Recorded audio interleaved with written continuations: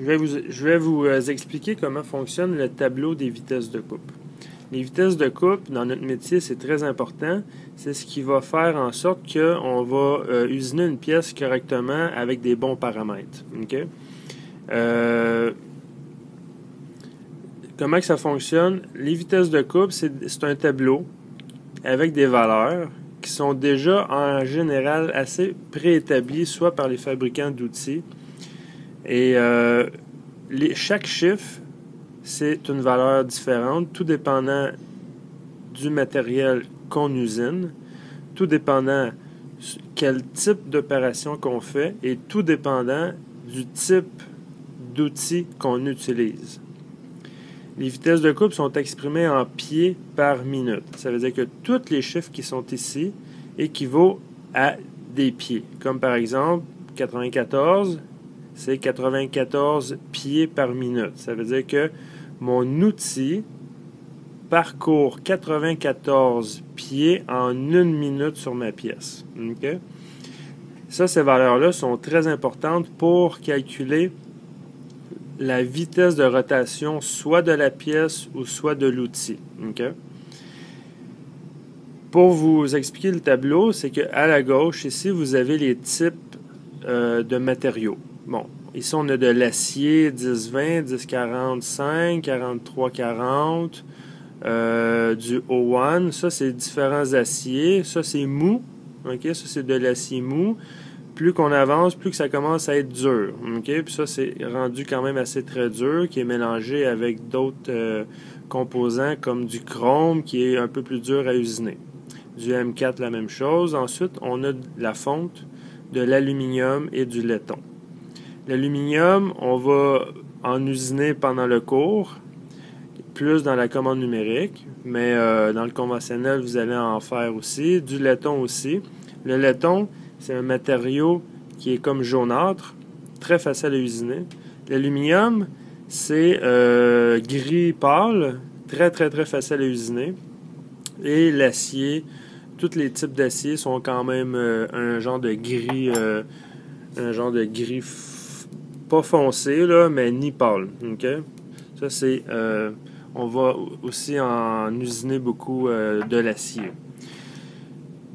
Pour cette section-là ici, pour le tournage. Le tournage, en réalité, c'est une machine, c'est un tour qui est fait pour faire des pièces cylindriques. Okay?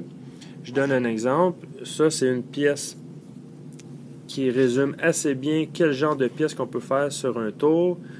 Tous les éléments sur ma pièce sont cylindriques. Okay? Ce qui veut dire que ma pièce, c'est elle qui tourne sur ma machine et j'ai un outil qui va venir enlever des couches de métal dessus. Okay? Mon outil se déplace de gauche à droite, d'en avant en arrière, mais c'est ma pièce qui tourne. C'est pour ça que ça fait des formes cylindriques. Pour le fraisage, c'est plus pour faire des pièces prismatiques. Okay? On voit que c'est rectangle, on voit ici un genre de rectangle ouvert. On a des trous, on peut faire des trous cylindriques sur une fraiseuse. On fait des angles, okay? des portions à angles et des rainures. Okay? Ça, c'est fait sur une fraiseuse. On utilise un outil de coupe. Le plus commun dans notre métier, c'est la fraise, une fraise en bout. Avec cette fraise-là, on peut venir enlever de la matière un peu partout sur notre pièce. Ensuite, on a l'opération de perçage. Pour percer, on a besoin d'un foret. Okay? Ça, c'est un autre outil très commun dans notre métier. Et pour faire le trou au centre, je viens percer la matière avec un foret.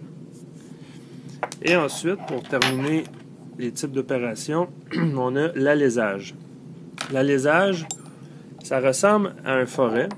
Okay? C'est le même principe qu'un foret, sauf que c'est pour faire des trous extrêmement précis, okay? Avec une très grande précision pour avoir soit un assemblage là, avec des tiges rectifiées et tout, là.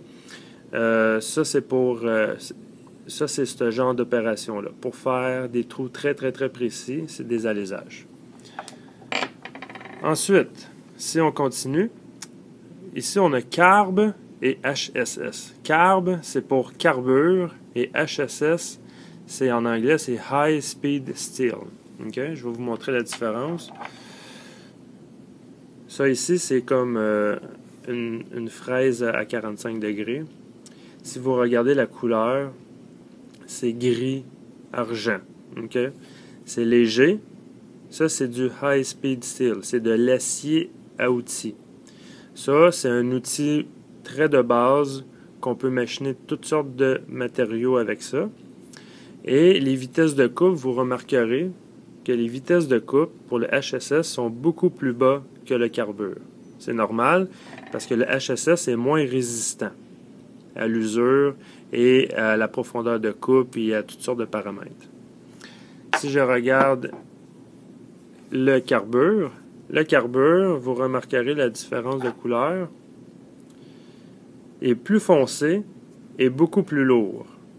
Okay? Le carbure est très, très, très résistant à comparer au HSS et les vitesses de coupe sont plus grandes parce qu'on peut tourner plus vite et aller plus vite, enlever plus de matière. Alors, voilà pour le tableau. On a les matériaux, on a les types d'opérations qu'on veut faire sur la pièce. On a le type d'outillage, soit au carbure ou soit HSS.